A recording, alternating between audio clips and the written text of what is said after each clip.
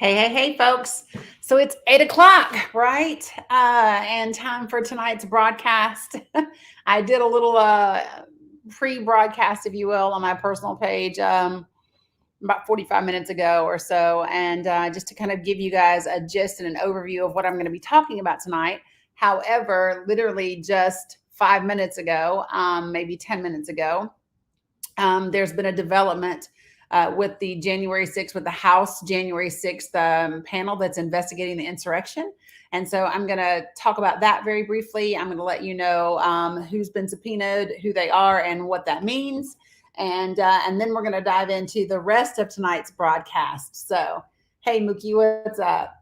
So let me pop this up so that I can see what I want to talk to you guys about. I'm going to give you a second to get on in here. Hey, Jackie Kaufman, it's been a minute. How are you? Or at least since I've actually seen you say that. I'm used to seeing that listening from Northport, Florida. So good to see you. So lots to talk about tonight. And, I was very frank earlier today when I was like, I don't want to do this today. And I think it's because at the beginning of the week, there was so much going on and so many different broadcasts and so many people like trolling my page and sending them. And it just got to be a lot. You know what I mean? Sup, Jamie. And so, now I'm kind of like, I think I'm just kind of run down a little bit. Because some of y'all are not nice people. I don't know if you think you're nice, but some of you are not nice people. Hey, Ethan. So I pretty much have hit my limit of not niceness for the week, if that makes sense. So this is going to be one of those broadcasts where it's very rare that I will ask you to share, but I'm going to give out some really good information tonight. Some of it you've heard before, some of it you haven't. And if you didn't hear Monday's broadcast, you haven't heard it at all. What's up, Rockin' Nana? And so, but it's really important stuff. And so I'm going to talk to you about some things. Hey, what's up, Teresa? And I want to start by telling you what just came across the wire about 10 minutes ago. So if you guys, as you all know, we have a committee in the House that is investigating the January 6th insurrection. And they have today issued subpoenas for 4 Trump advisors and 4 Trump associates who were some of them were like when they went for it. So let me tell you who the people are. So these are people who were in contact with him, like as hundreds of his followers, right, broke into the Capitol building and tried to overturn the election results, right? Well, thank you, Jackie. All right, so the subpoenas were for former White House Chief of Staff Mark Meadows, which, there was a lot of conversation around Mark Meadows and what he may know and what he might not know. And I want you all to keep this in mind. This stuff right here, this is where it gets really interesting, because that they have a if I'm not mistaken, you guys tell me if I'm wrong, but if I'm not mistaken, DC has a policy whereas if you are brought in, or am I thinking about the grand jury? I'm thinking about the grand jury. Never mind. So, but let me tell you, they are. So former White House Chief of Staff Mark Meadows has been subpoenaed. Former White House Deputy Chief of Staff for Communications, Dan Scavino, has been subpoenaed. Former Defense Department official Kashyap, I hope I'm saying that right, Patel. And this one, I will not lie, made me chuckle just a little bit. It made me feel kind of warm and fuzzy inside. Former Trump advisor Stephen Bannon has been subpoenaed. Ooh! Woo! Y'all hear those names? Y'all hear those names?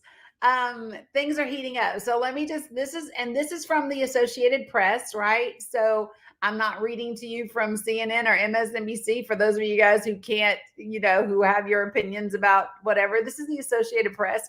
And here's what the Associated Press article says. It says the subpoenas are a significant escalation for the panel, which plans to begin its first closed-door witness interviews in the coming weeks. After sorting through thousands of pages of documents the committee requested from federal agencies and social media companies.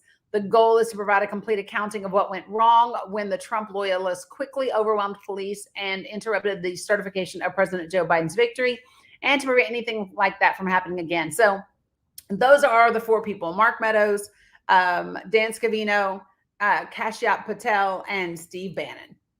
There you go. All right. So there's your major national news update. So I talked about this briefly, right, Tanya? Finally, I talked about this briefly earlier when I went live. One of the reasons why I felt that it was necessary to do this live tonight is I don't know how many of you all are aware. Like besides the besides the stuff that we've seen at the border this week, right?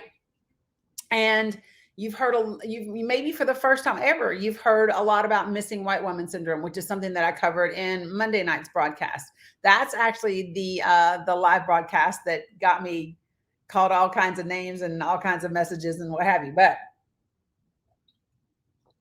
what you may not know is that in the last week, a couple of things have happened at a high school. Newberg is the school district in Oregon. And what you may not be aware of is that in the school district in Newberg, Oregon, it started at one of their high schools and has now spread to others. Students at their high school, it's predominantly white, took pictures of the very few Black and brown students that they had at their school, and they created an online slave trade on social media. It was literally called Slave Trade, where they then passed these images back and forth, and they said how much they would be willing to pay for these students. Now, this particular school district has come under fire back to back to back since the summer, because their school board, they had parents that were complaining about students wearing Black Lives Matter or LGBTQIA, like what am I trying to say? Merchandise. So, you might be wearing a jacket that has the Black Lives Matter banner on it or an LGBTQ flag on it. And parents were complaining to the school board this summer. So the school board this summer decided to take a vote. Yeah, Melinda. They took a vote, and their vote was to exclude those flags. If it is not the flag for the state of Oregon or the American flag, it cannot be on school property. Not that it can't be flown, but it can't be, you can't have a sticker on your binder. You can't have anything on your backpack. You can't wear a shirt. If it is not the state flag of Oregon or the flag for America, then they banned it from the school property entirely. And so they've come under a lot of fire for that, because one of the things that they said was they were making this decision because it had to be good for all students and not just some students. And I don't know why they think that eliminating those other 2 flags is good for all students, because it's not, right? So they were already under fire and had drawn a lot of attention because of that. So then the next thing that happened is this deal where students in the school made this online slave trade. And I became aware of it because a student who attends the school was on TikTok. And I'm going to let you hear what she had to say. No clue what I'm talking about, you can click my comment to watch my original video, but I'm also going to just give a brief synopsis here. Students at Newberg High School have been participating in an online slave trade in which they take pictures of the very few Black kids that attend their schools and send it back and forth to each other, telling each other how much they would pay for each student. On top of that, the all-white school board banned any flag that's not the American flag or the Oregon flag in schools, and that doesn't just mean waving the flag in the classroom, that means having it on stickers, on your binders, on your phone, on t-shirts, etc. This is mainly an attack on Black Lives Matter as well as the LGBTQ community, because these are the things that all the parents complained about. Now, the newest development is last Friday, September 17th. Wait, girl, I ain't ready for her to go there. I ain't ready for her to go there. Wait. I almost let her give you the rest. So that's at the high school. Okay, now what I want to do is I want to show you very quickly a screenshot of what some of those look like. So this is all Blacks should die. Let's have another Holocaust. Yay, I concur. Okay, right? This one over here is these guys in this picture, they're identical twins. They can run, but they can't hide. $100 each, double the trouble. They like picking cotton. I'll take them for $150 as the pair because the something ones, right? And it was, I don't F with the whatever, and it's blacked out. This is actually a screenshot of this online slave trade from these high school students. Now, I don't know about any of you, but this is very concerning to me. So here's what you have brewing in this community. You have the school board saying, no, you can't have anything on your person, your clothing, your gear, your backpacks that support Black Lives Matter or LGBTQ people. Then you have, like, literally within the first month or two of school, you have their students creating an online slave trade, taking pictures of their Black peers in school. And yeah, see, yeah. And it's really opened up a can of worms. And so then to top it all off, right? To top it all off, while all of this is taking place, 6 days ago, at the elementary school, Mabel Rush Elementary School, an elementary school teacher came to school to work dressed in blackface, attempting to be Rosa Parks in protest for vaccine mandates. So I'm gonna let you listen to the rest of what she says. Teacher showed up to school in blackface. This teacher is now in suspension, but they dressed up as Rosa Parks to protest vaccine mandates. How that correlates, I have no clue. Many members of the community in this school district are advocating against critical race theory, claiming that they are not racist. There has been a little bit of noise as far as all of the incidents happening. However, the online slave trade social media thing has extended to other high schools throughout the country, not just in Oregon. I will update you guys when. Okay, so this thing is now spreading a little bit. So the only place that I've seen this covered is in local news media, right? She came up on my page and my TikTok. So I went and I found a local news report on it. And I want you to listen to what the reporter says. And then at the very end, what I find is very interesting. Right. Yes, Mimi, I've said this all the time. What people don't understand is that racism has been around. The difference is that now, instead of it being like notes passed back and forth in class, right, what you have is people posting things on their Snapchat, and people are now, not just Snapchat, but whatever else they're using, and people are screenshotting those things and making it be known that this is how they feel. So instead of it being, these private conversations and, these things that are said behind closed doors, people are saying them on social media and other people. So this is the thing. People have this false sense of security. They'll say, well, my Facebook is for friends only. Listen, folks, you would be surprised how many of your friends don't like some of your views and will screenshot what you post on that page that you are sharing with them and share it with other people that are not your friends. So here's the thing. Like, if you are going to post it, be okay with everyone seeing it, because that is a vast possibility. Okay. So here we go. This is the news report on this same school district, and this is about the teacher showing up in blackface, but they touch on some other things as well. About how much they'd pay for their Black classmates in a slave auction. On Monday, Superintendent Dr. Joe Morlock addressed that and the recent blackface incident. The students of color of Newburgh deserve so much more. This goes against everything I and the vast majority of NSD staff have believed, and it is unfathomable. I want to stop right there. Because I want you to remember that at this point right here, he is referencing the slave trade, the online slave trade. That's what he's referencing. And he said that the Black students, the students of color, deserve so much more. And this goes against his and the vast majority. Did y'all catch that? Did you catch the vast majority? Because if the online slave trade doesn't go against everybody who is on the school board and who's faculty, if it doesn't, listen, I'm gonna need you to get to stepping, sir. When I caught that, I was like, oh, you notice he didn't say all of us, he said vast majority. So some teachers and staff and administrators are excluded from the disapproval of an online slave trade. I just got to back up so we can hear that clearly again. Address that and the recent blackface incident. The students of color of Newburgh deserve so much more.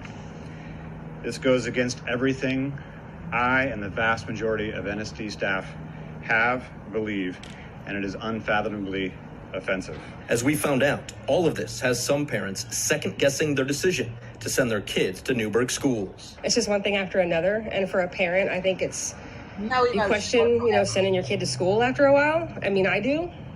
The district would not tell us if this employee involved in the blackface incident is on paid or unpaid leave. So wait a minute, let's talk about this again, because do y'all remember me talking about Coach Matt Hahn from Sullivan County, Tennessee? So y'all remember that Coach Hahn teaches a upper level. So for juniors and seniors, right? He teaches oh gosh, what's it called now? It's almost like a current affairs. It's what's it called? What's the name of his class, y'all? What's the name of the class? I can't think of the class, but it is literally where they are supposed to bring in the things that are happening in current times that are a little bit challenging, that are a little controversial, all of that, right? And if you all remember, it's something like current issues. But so what Coach Hahn did was he shared a Ta-Nehisi Coates article, and he shared the poem White Privilege by Kyla Janae, right? And Tennessee, he is suspended without pay while they review whether or not he gets to keep his job. This is a teacher who showed up in blackface at an elementary school trying to be Rosa Parks in protest over vaccine mandates, which I'm not really sure how vaccine mandates and Rosa Parks correlate. I'm not really sure how, what those two things, because they don't go together to me. Yeah, it's like a current affairs class, right? So, but follow me. I just need you to look at the discrepancies. This teacher showed up in blackface, and no one will say whether she is unpaid or paid, which makes me believe she's paid. Contemporary, that's it, Melinda Ketron. Contemporary issues. Yeah. But so follow me, because to me, if this teacher is suspended without pay, there's no problem saying that. The only reason you're like, oh, we don't want to say whether it's with pay or without pay is because you don't want to piss people off knowing that it's paid. That's my humble opinion. That's what I guess, but that's where we are. So here we go. I'm gonna let him finish. Is on paid or unpaid leave, only that the Human Resources Department has launched an investigation that could result in a number of disciplinary actions, including termination. So that's the stuff from Oregon, right? So yeah, and I'm aware that Greene County and the region is not all that different. And as we can see with Coach Hahn, right, we can see that Tennessee is not that much different from what's happening in Newburgh. So just follow me. If you are a Black, brown, indigenous person of color, and you live in Newburgh, right, and your children go to that school, and in the last 3 months, they have banned Black Lives Matters flags and LGBTQ flags. They have had their high school students start an online slave trade. And right after the online slave trade things happen, you have a teacher show up in blackface to teach school. How do you feel as a person of color? Because they interviewed another Black woman and she said, listen, I think what has happened is it has just uncovered something here, and we have to, she said, and it has to be addressed before we can move forward. And she said, and in my opinion, what they've uncovered is racism. And so she said this in the interview that she had. So, I mean, I have issues with, people pretending like we don't have a very real issue, and saying that me doing broadcasts where I talk about these things, then that's what's causing the racism. That's what's causing the division. I'm the perpetrator. I'm the problem, not the parents and the students who created an online slave trade, right? Not the teacher who showed up to school in blackface, which you're not in education and you don't know that blackface is not okay. Not in September 2021, right? The level of cognitive dissonance is just incredible to me. It baffles me. I do not get it. I do not understand it. I do not understand it. Yeah, and this is my thing. This really is where we are. But let me say this. I've said this before, and I will continue to say it. It is not that the civil rights movement didn't make any change, because it did. And it changed things from a legal perspective. It changed things from, it changed how we live certain things, how we do certain things, and what we can and can't do. What it did not do was eradicate racism. What it did not do was change the hearts and minds of people regarding racism, right? And so I'm a firm believer that you can change laws all you want to.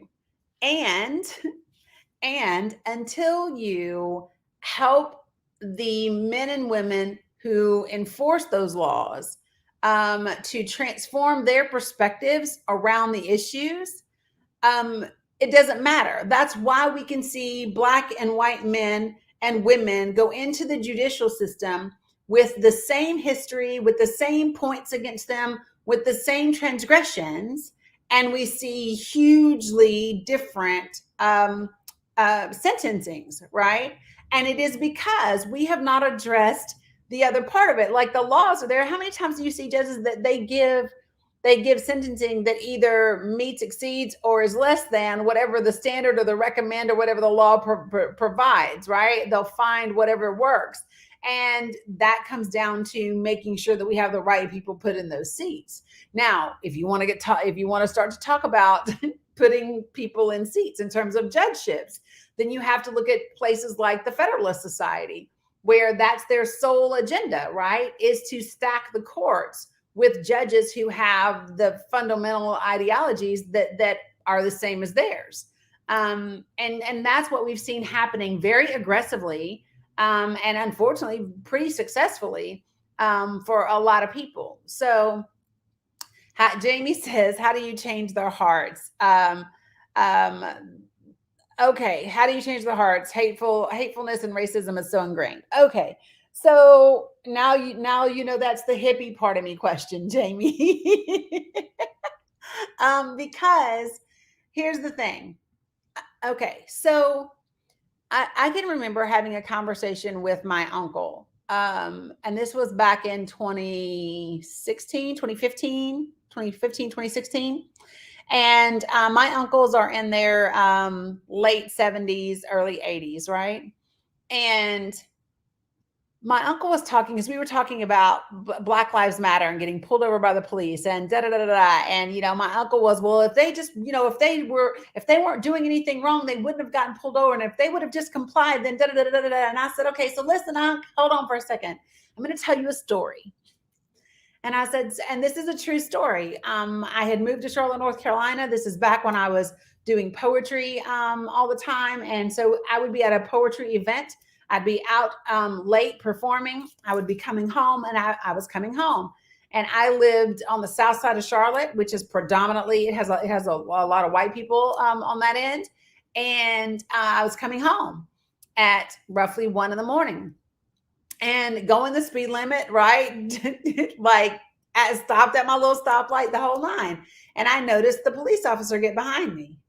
And I'm stopped at a stoplight. The light turns green. I go and I turn. He flips on his sirens and pulls me over. when I asked him, I give him my license and my registration and my insurance. And when I asked him why I was pulled over, he actually said to me that, when you go to buy your car and the dealership has the little the little frame around your license plate that might say like the dealership's name or whatever. He told me, this was in August, he told me that they might be passing a law in October that made those frames illegal. And he was just going to give me a warning. Well, you couldn't give me anything but, and he scribbled some shit on a piece of paper that literally was nothing. But he pulled me over because I'm a Black woman in South Charlotte at 1:00 in the morning. And my uncle got really quiet and he was like, really? And I was like, yeah. But now, do you know what made the difference? Is my uncle has relationship with me. So when my uncle looks at me, he doesn't see Black girl. He sees his niece, right? And so when I share with him what happened, because we have relationship and we have a certain amount of trust build, then there's validity in what I'm saying to him, because now he knows someone personally that he loves and he cares about that it's happened to, right? And so we obviously all can't know each other, right? So if you can't have one-to-one relationship with someone that creates that amount of validity and empathy and compassion, how do you get there without knowing them, right? Well, you do that by developing empathy and compassion. And in order to do that, you must see people as people. The fastest way to see people as people is to find something in that person that is like you, right? So if I can see me in you, right, then that can give me a starting place in building connection. Okay. And the more that we establish that connection, the more that we try to take off the lenses through which we view things all the time and try on. So listen, if I try to look at your perspective, but through my lens of a biracial woman, right, then it doesn't work, right? Because my lens is gonna filter whatever I see from your viewpoint. So we have to get to the place where we take off our lens for a second and say, okay, regardless of what I know and see, I'm going to listen to you. And even if I don't agree, right, I have to be able to respect and appreciate that is your experience, right? But people have to be willing to change or challenge. They have to be willing to challenge what they believe they've known their entire lives. And that can be a very scary thing. You know what I mean? It can be a very scary thing when you start to challenge the things that you've been taught and been raised to believe your entire life. But if you do not change them, so it's like I was having a conversation with somebody the other day when they were talking about speaking proper English. What does that mean exactly? Because, so let me just say this.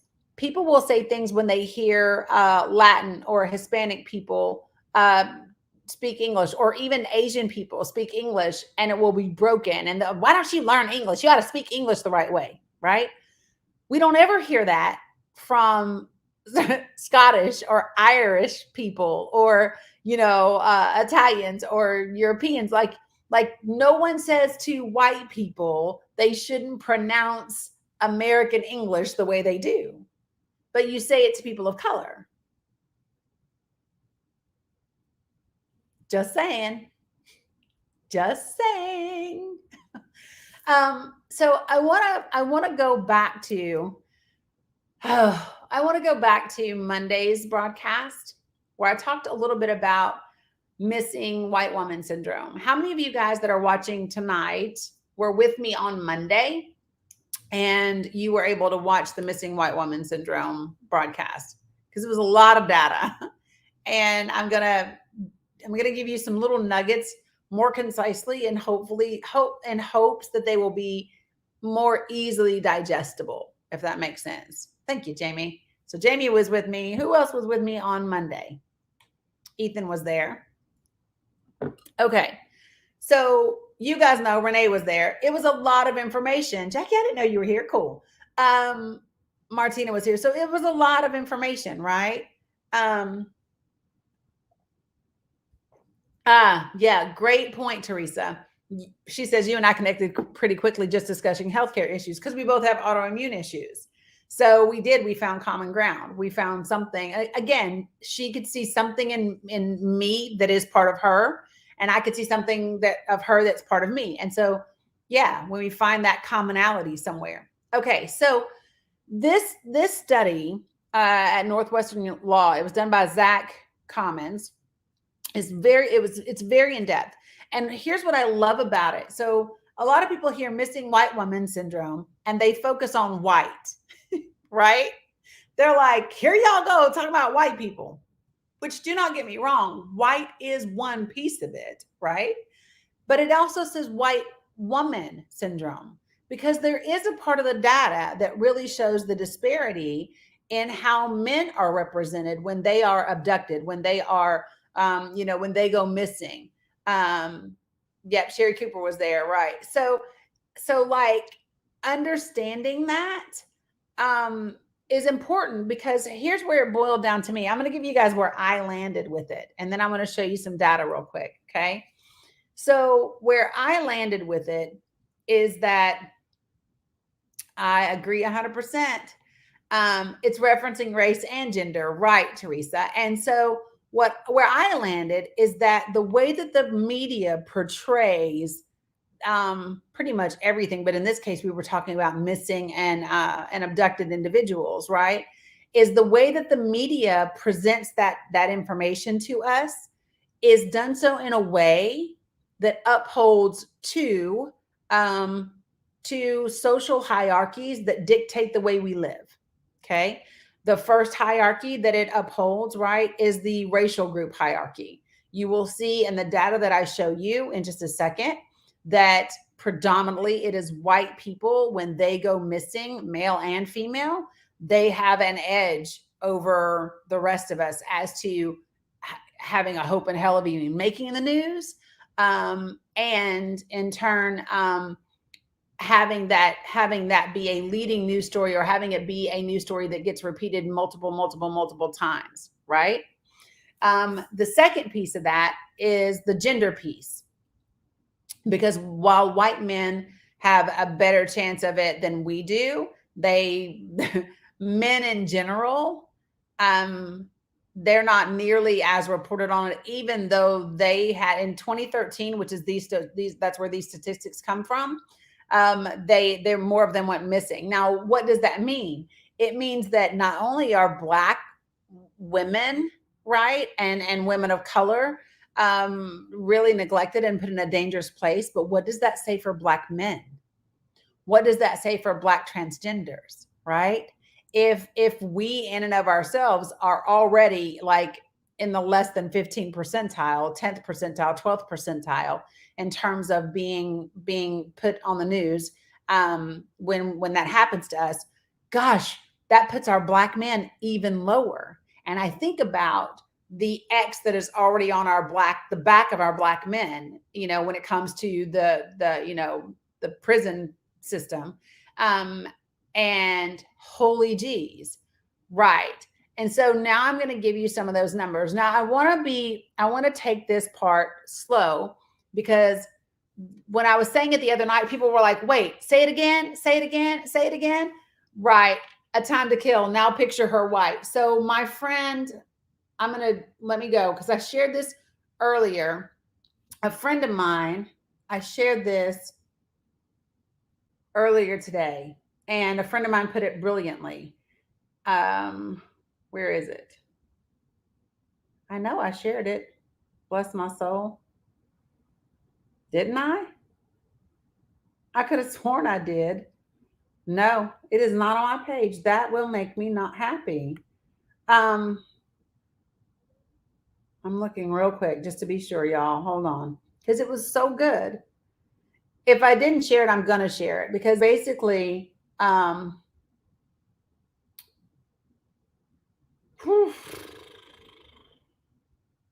me see if this is him.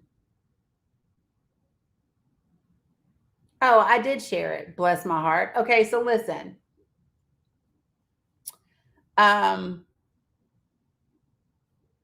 Yeah, right.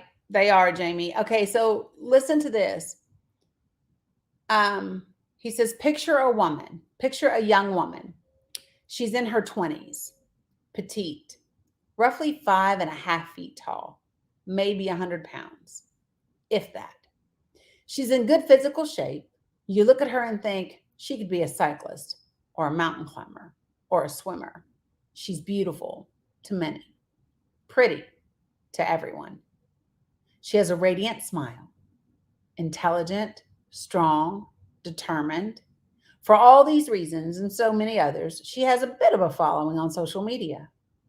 She was so close to the man she was traveling with, loved him.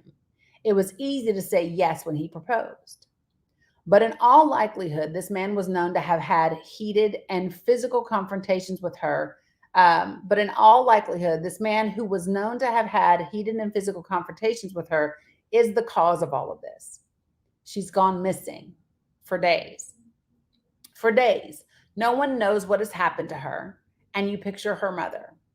What is it to feel that hollow? To know the thing you once carried inside of you, the thing you still carry inside of you, is missing and possibly gone for good. You don't know this woman, but you weep for her, even pray for her. But back to the beautiful young woman. They eventually find her remains, and you think about what she must have felt in her final moments. Who did she see there at the end with her? What were her final words in the closing moments of her life? Did she catch a glimpse of a firefly, a star in the night sky, or was there no light at all? And we are shaken. We all hold our loved ones just a little bit tighter because of what this young woman has gone through. We are all moved to action, to write something, to post something, to call our House of Representative members, to make a sign, to march. We all tell our daughters and our sisters and our mothers and our partners, I love you. All because of this young, beautiful woman who has impacted us all so much, whose face is everywhere, as it should be. Now, I will tell you, her name is Aubrey Dameron. She's Cherokee. No, her name is Lisbeth Flores. She's Latina. No, her name is Isabel Cabañuelas de la Torre. She's Mexican. No, her name is Alawatoyan Salu. She's Black. And yes, her name is Gabby. But while we rage and ache and mourn and pray for her, let us do the same for the young missing women of color.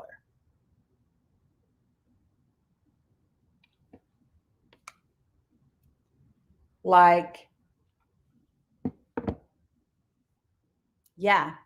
So I want to talk about these statistics from this study. Again, this study is from data that was collected in 2013. They looked at 4 news agencies.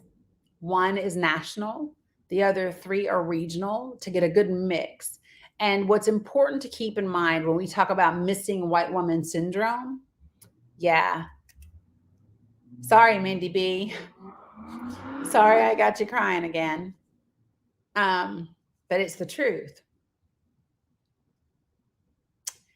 And I want you to keep in mind that this study was looking at 2 things. They were looking at not just the number of white people or the number of Black people that were reported in the media.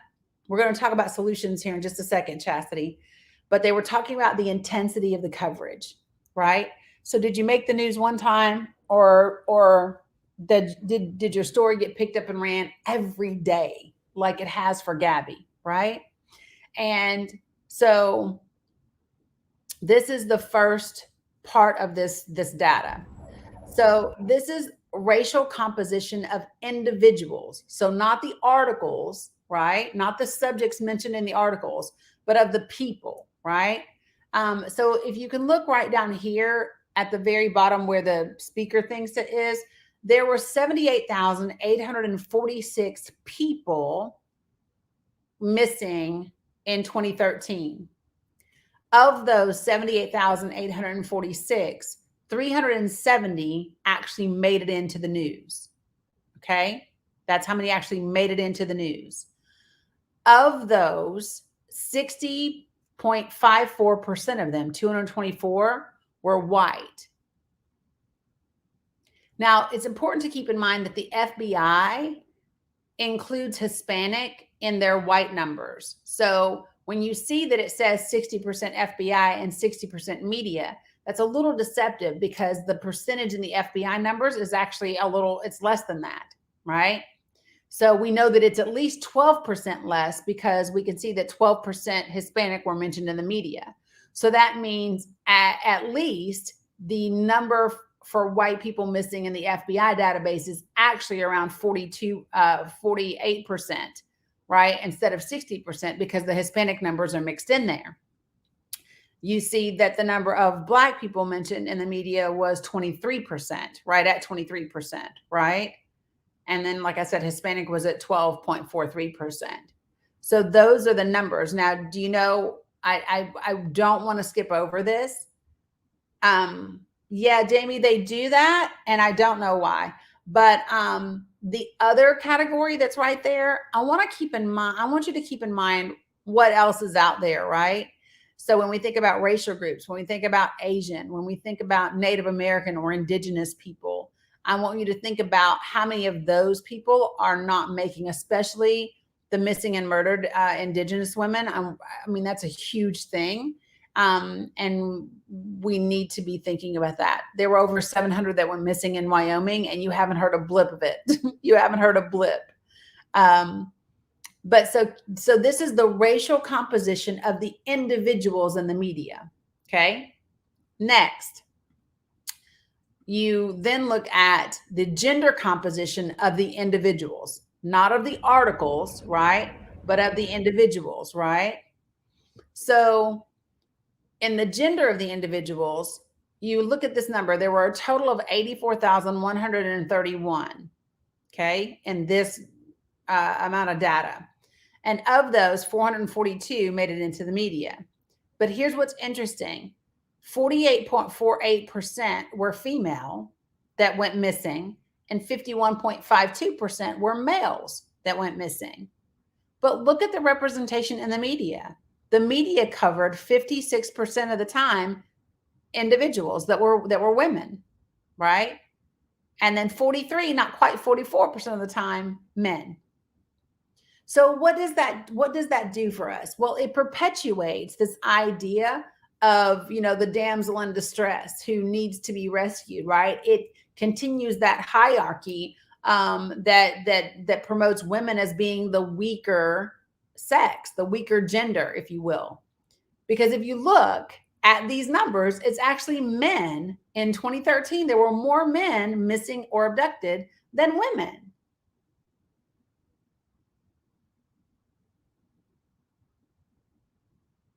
Does that not surprise anyone? I know it just surprised some people on Monday, but does that not surprise you right now to learn that more men go missing than women?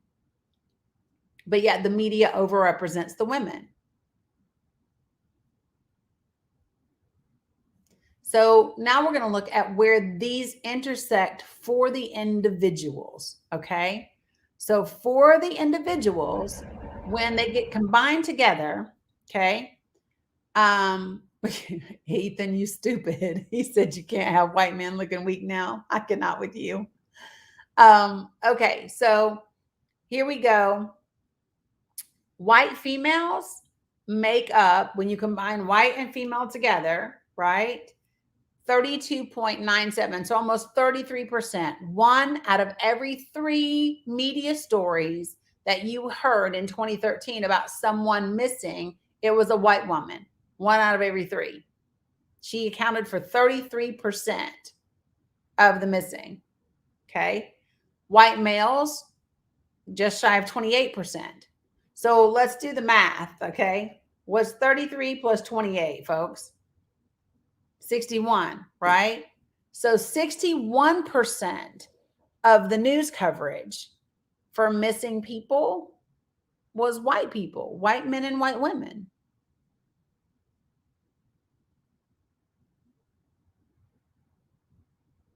Where does that leave everybody else? Who else gets a chance to be found? Who else gets, national attention and, cyber sleuths trying to find them and track them down? Who gets the majority of law enforcement resources? Who gets them? Because y'all know the squeaky wheel gets the most oil. Well, the wheel is squeaking for white people. And that's not a racist thing to say. That's a factual thing to say. And I want you to look at the other for the female and other males, 3%. Like, these numbers are astounding. And Black man, God love you. God love you. Right? It leaves everyone else not found.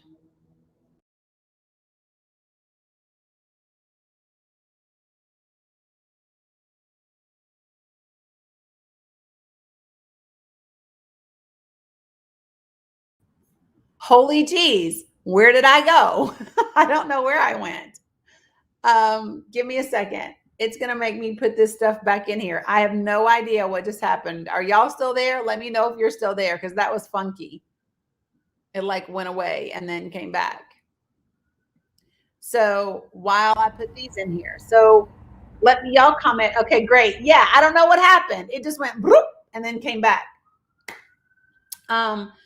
Okay, great. All right. So let me show you this. So now this is where we go from looking at the gender and the race of the individuals to looking at the gender and the race of the actual articles. Thank y'all for hanging with me. Okay. So, because listen, I might make it one time, right? So I get to count, that's my gender and my race counted once. But if they do 6 articles on me, then that's more coverage, right? So we're going to be looking at the intensity, the coverage, the intensity of the coverage, right? So what's the race of the articles most of the time? What's up, Brett? Okay. So if you look, this is what's astounding. There were 78,846 in the database, okay, broken down by race. In the media, 1,504 made it into the media, right, in terms of the number of articles, okay? So of the, let me see if I can pull it up for you one more time. Of the racial, so look, I'm going to put them side by side if it will let me. Can I add it to the stream? Nope, it's only letting me do one. I want to do both. I want it to let me do both. Nope, it won't. Okay. So see right here, the 370 individuals that made it in. So remember, only 370 people made it into the news, into the news, right? But of those, right, there were 1,540 articles, right?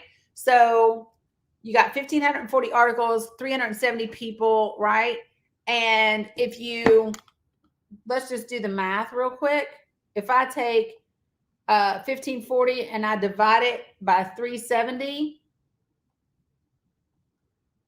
that means 40%, right? So it's not quite 3 times. It's 40% more. So like, it's not quite triple the number of people. Am I making sense? The way I said it, maybe not. So there were 370 people that made it into the news. And of those 370 people, they wrote 1,540 articles.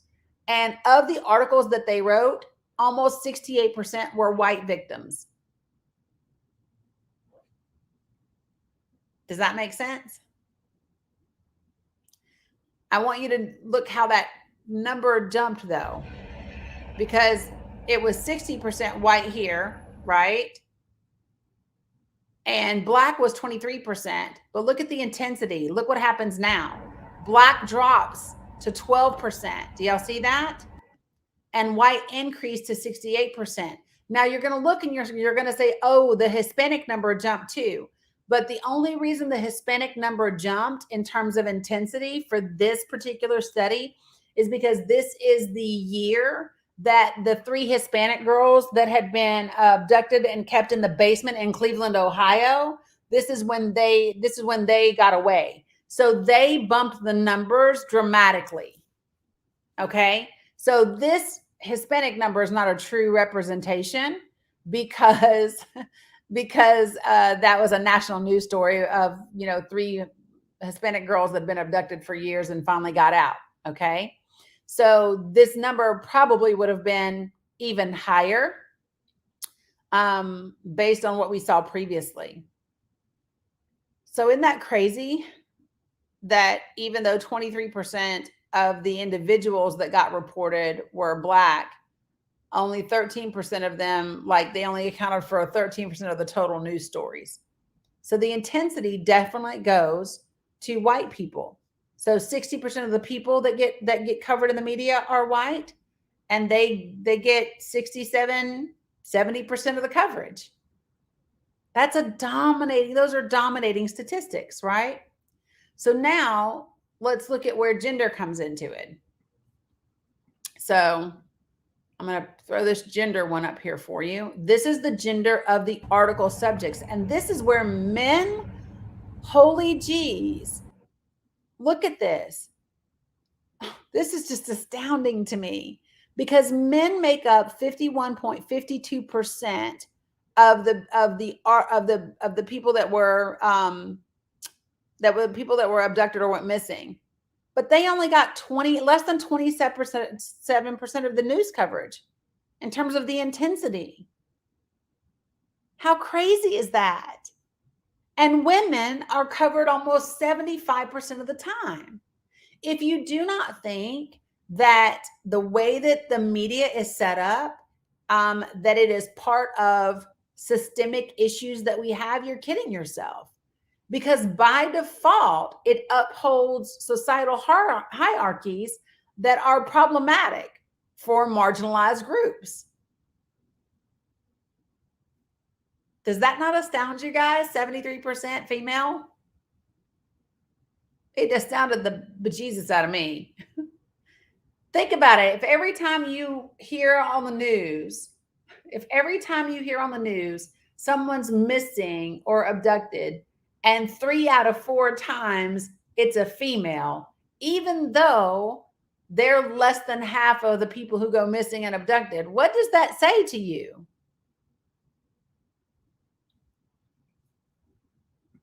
Now let's look where they come together, because this is the final piece for the intensity part. So when you look at the percentages, 50% of the time it is a white female and who is the subject of an article. I would look, the closest racial group, the closest group is the white male, and that's less than 18%. I just want you to look at these numbers. Look, don't look at percentages, look at the numbers. Yeah, so this included children, Jamie. But the data for children was a little bit different because a lot of children are found within the first 24 hours, right? So it's a little, but yeah, the predominant number of children that get reported or they get put in the media are also white.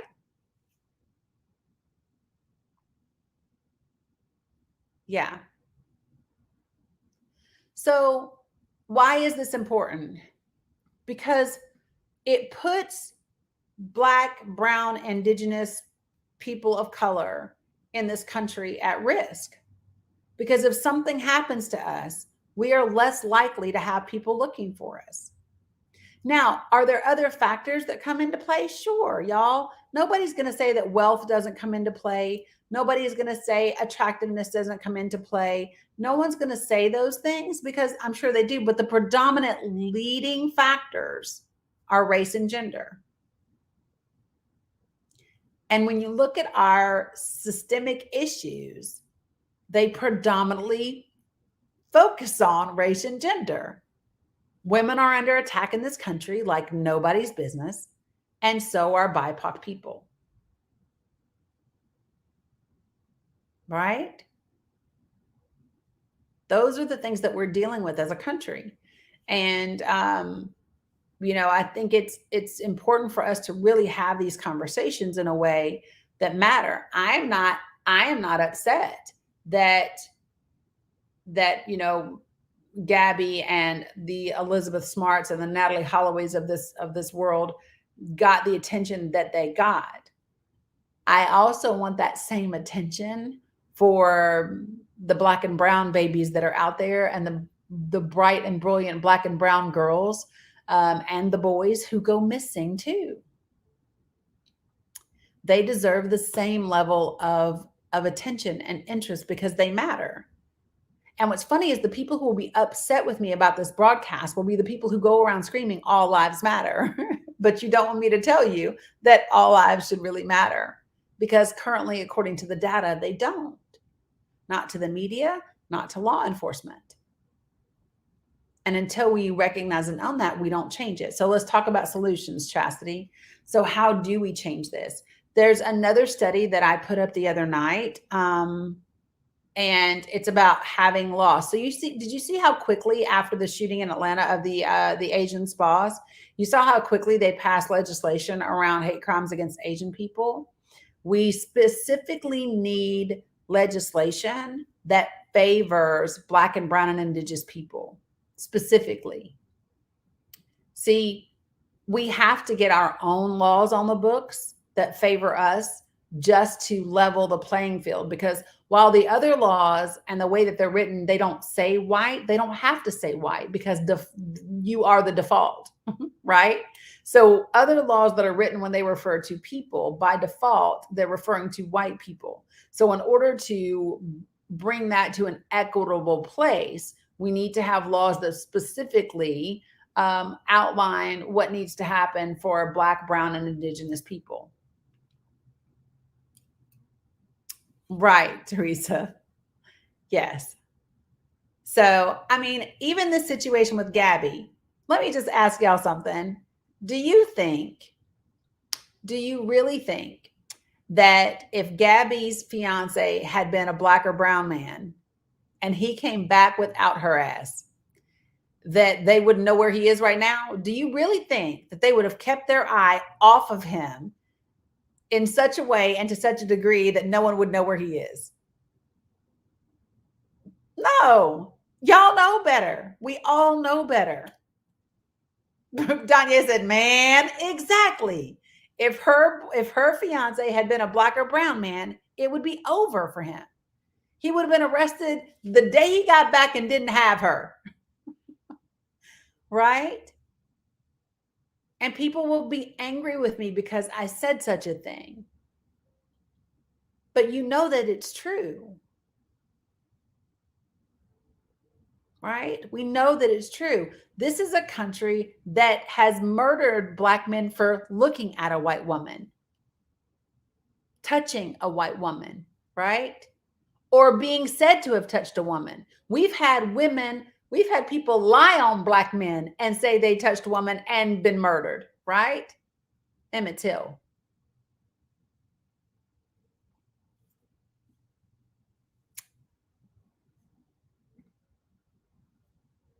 You are correct, Martina. If he was Black, he'd have been locked up when they had the altercation and the cop showed up and she was crying.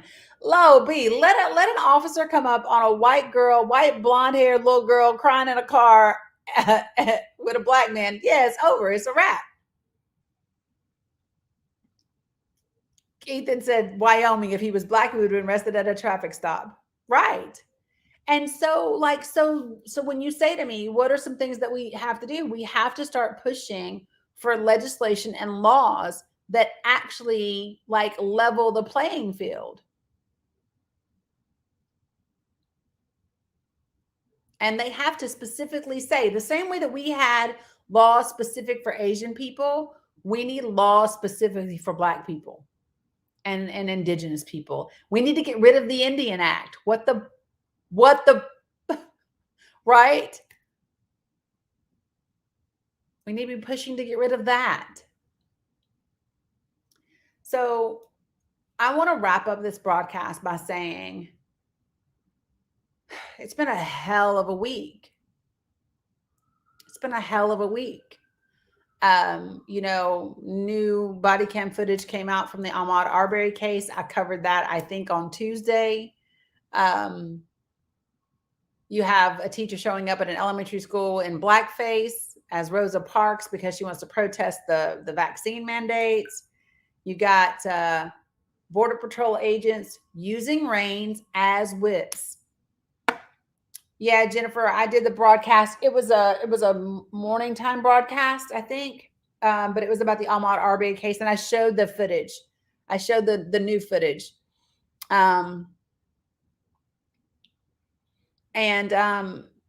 it's been a hell of a week. When you have listen, folks, it is not realistic to think that Black and brown and indigenous people in this country are not triggered.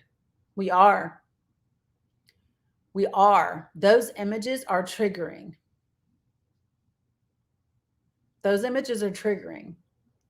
And, I think sometimes we have to be mindful of all of these things that are going on because we all are connected to each other. Right? So when someone else is triggered and traumatized and they are giving off that energy and they are, and that's what they are dealing with, everything has a ripple effect. We're all in the same pond together, right? And we need to start remembering that, sometimes what we're feeling isn't just ours. Sometimes it's other people's. And if you're not feeling it, like if you watch those images and you're not feeling it, then maybe you're disconnected. Maybe there's an opportunity there. So if you're not being impacted emotionally and if you're not feeling some kind of way after seeing those images and hearing these stories and finding out that there was an online slave trade in an Oregon high school, right, where they were saying what their Black student peers were worth, right? If that isn't having an impact on you, then you are disconnected. You are, and that limits your ability to have empathy and compassion. It limits your ability to be authentic. It limits your ability to be vulnerable. It makes you more likely to be judgmental and disrespectful and hateful and all of those other things. And that is your first clue. That is your first clue, is if you see those things and it doesn't matter to you. Jennifer said, what the hell else did I miss? Girl, this whole live, I talked about that at the beginning of this live. So when we get off, go back and watch. What can you do to help when we feel triggered? So sometimes, see, and that's going to be different for different people, right? Because some people are going to want to talk. Other people are not going to want to talk, right? And I think part of that is saying, hey, there's a lot of ish out there this week. How you doing? Right? How are you doing? Can I do some heavy lifting for you? It's putting out the information, which Jamie, I know you do a lot of, right? But there's a lot of people on here that because your friends and family or because your community doesn't back, some of the things that we're talking about here, oftentimes there's a hesitancy to be vocal and to call people out. But it's understanding that. And I'm a person that I do believe that prayer and meditation, I believe that those things work and I think that they matter. Sometimes it's holding space, right? But it's definitely starting to call out. What's even more important is the people in your lives who aren't getting it yet, is to hold them accountable. If your papa is still at the dinner table talking about them colored folk or them Negroes or them niggers, I'm gonna need you to call papa out, right? If your pastor is still talking about, races shouldn't mix and mixed racing is bad, I'm gonna need you to call your pastor out. Even if they're doing things that are more overt than that. And I think that's the thing. People will stand up. There's very few people who's going to say, ain't nothing wrong with them boys having no online slave trade for them niggers. There's nobody who's going to just come out and say that for the most part, right?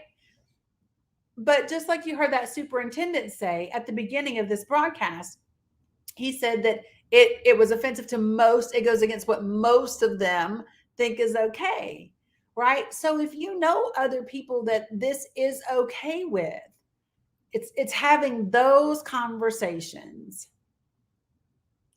Yeah, and and here's the thing. I don't argue with delusional people anymore. I might clap back at them once or twice, but I ain't arguing with delusional people anymore. But have the conversations in spaces where you can gain a little ground. And then here's the thing. Sow the seed and be okay without knowing if it's going to harvest or not, because it may not, right? And maybe it will, but much later. Who knows? But it has to be consistent. So that's the other thing. We have to be consistent in talking about these things, because if we only talk about them when they happen, right, then that's a problem.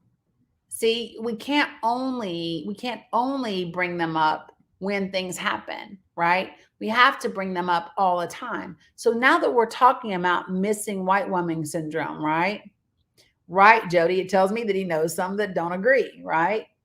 And so this is my thing. We have to keep this conversation going. We have to hold media accountable. We have to talk to our elected officials. We have to, get proactive. And it's very difficult. So what I would say to you is, what are the issues that really resonate with you, that matter, that really strike a chord with you? Pick one or two that you're super passionate about and dig in and do the work. Find the people who are fighting those causes, who are experts in those causes. Like when I wanted to talk about the prison system and abolishing slavery, I went straight to Max Parthas, because he's an abolitionist and he lives it, breathes it. That's what he does every day. He's an abolitionist. So when I was like, I want to bring somebody on the broadcast, that's who I brought. Team up with people who are doing the work and find out how you can do the work locally. So you guys back home, why is Ross and Robinson's middle school's mascot still called the Redskins?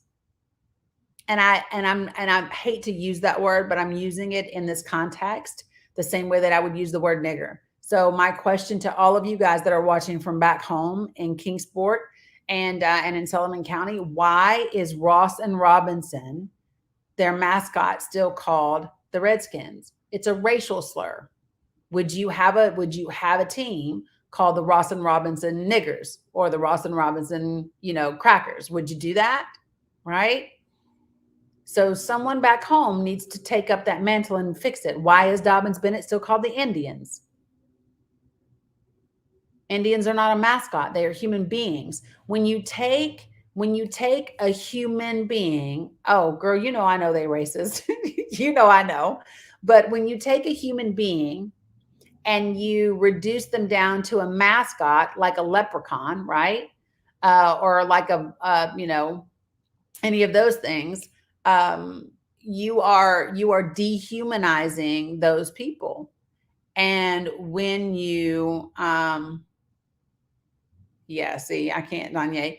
So these are the things that are important. If you dehumanize someone, that is how we got to slavery, and that is how we still get to things like what you saw at the border. So we must start to really push for the things that are to be removed that are dehumanizing people. So yeah, y'all get busy, change those names at those schools, But I'm going to go. We are 9 minutes over. And y'all know I wasn't up for this anyway, but we did it. We made it through. Hopefully it was helpful. Hopefully it was really good information. And listen, so this is what's astounding to me. In one district in Oregon, they banned Black Lives Matters and LGBTQ flags, and then turned around and their high school students had an online auction for a slave trade, right? An online slave trade, right? And then their teacher showed up in blackface just this past Friday at an elementary school, right? The fact that this is not national news, the fact that we're not hearing about it is problematic. because those are 3 solid things, like boom, boom, boom, boom, boom, right? We got to be ringing those bells and getting loud. That's what we got to do. So, yeah, no need to apologize, but we all have to do it. And then listen, don't be afraid to pass the baton. We can't all go 24/7, right? Self-care is important as well. So, when you get tired, pass the baton to somebody. Look, girl, I need a break. I'm going to need you to help. I'm going to need you to hold this down. But collectively, we can bring about transformation. Collectively, we can. So I'm out of here, you guys. Take care of yourselves. Mask up, physically distance. Get the jab, folks. If you really want to do something, go on TikTok and listen to the nurses, the ICU COVID nurses. If you want to get a good picture about why you need to get the jab, do that. My boy's coming to give me some love. Hold on. Say hi, Titan. Say hi. Look how big he's getting.